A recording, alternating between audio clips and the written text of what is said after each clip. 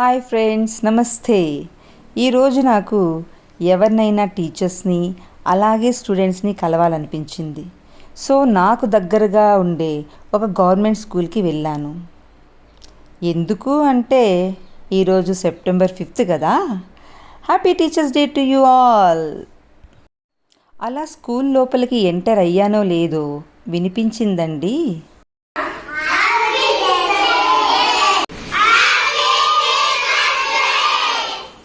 ఒక్కసారిగా ఆ పిల్లలు అలా విషెస్ చెబుతుంటే నా కళ్ళు చెమర్చాయి. టెంపుల్లో వేదమంత్రాలు వింటున్నట్లు అనిపించింది. ఎందుకంటే నేను కూడా టీచర్నే కదా. గురు బ్రహ్మ గురు విష్ణు గురుదేవో మహేశ్వర గురు సాక్షాత్ పరబ్రహ్మ తస్మై శ్రీ గురవే నమః. సింహంలా సింహాసనంపై కూర్చున్న రాజైన మందీ మార్బలంతో మందహాసం చేసే మంత్రైన, కుచేలుడైన కుబేరుడైన వినమ్రంగా శిరసాభివందనం చేసే విశిష్ట దైవం గురువు. గురువు అంటే మార్గదర్శి, దిక్సూచి, ఒక నిపుణుడు, ఉపాధ్యాయుడు.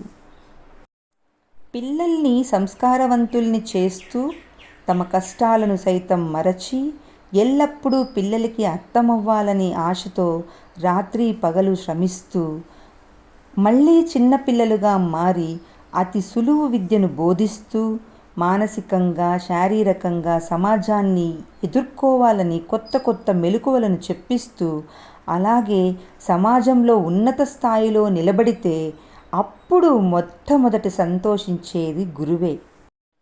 అలాగే ఆ స్కూల్ హెడ్ మిస్ట్రెస్తో మాట్లాడుతున్నప్పుడు ఆవిడ చెప్పిన కొన్ని మంచి మాటలు కూడా ఒకసారి విందాం. లోలో ఉన్నోడు కనీసం మిడిల్కి వచ్చి కొంచెం అట్లా డెవలప్ అవ్వగలుగుతాడే కానీ వాడి స్టేజ్ ఏదో మనకు అప్పర్ వాళ్ళు ఉండారు వీళ్ళు డెవలప్ చేసుకొని మనం వాళ్ళు వదిలేస్తామంటే వాడు అక్కడే పునాది నుంచి వాడు డెవలప్ కాలేకపోతాడు. నా సర్వీస్ నా అనుభవంతో నేను చెప్పాను. ఎగ్జాక్ట్. దాంట్లో ఇక్కడ ఏమిరా అంటే పేరెంట్స్ అన్ఎడ్యుకేషన్స్ ఉంటారు, అన్ఎడ్యుకేటెడ్ వాళ్ళు ఎక్కువ మంది.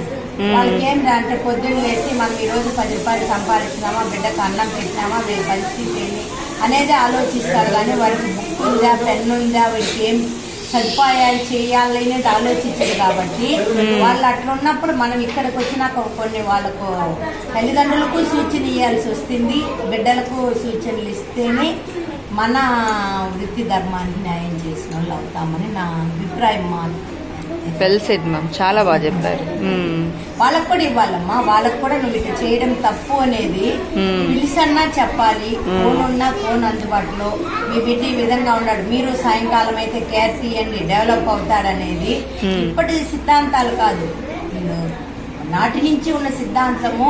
వాళ్ళ బిడ్డ భవిష్యత్తు గురించి మనతో పొద్దున్న నుంచి ఈవినింగ్ వరకు ఉంటాడు కాబట్టి వాడికి సాయంకాలానికి మీ బిడ్డ ఈ విధంగా పద్ధతులలో కొన్ని మార్పుండాయి తల్లిదండ్రులకు తెలియజేసినప్పుడే 2 చోట్ల చక్కదిద్దినప్పుడు వాడి విద్యార్థి భవిష్యత్తు ఎక్కడికో వెళ్తుంది.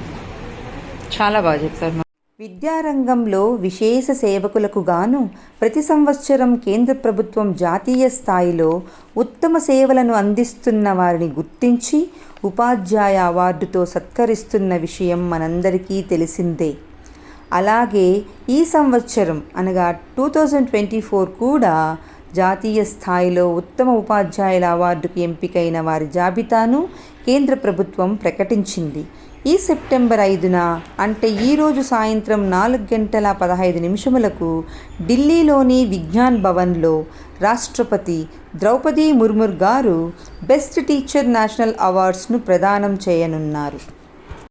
The purpose of the National Teachers Award is to celebrate the unique contribution of teachers in the country and to honor those teachers who through their commitment and dedication have not only improved the quality of education but also enriched the lives of their students.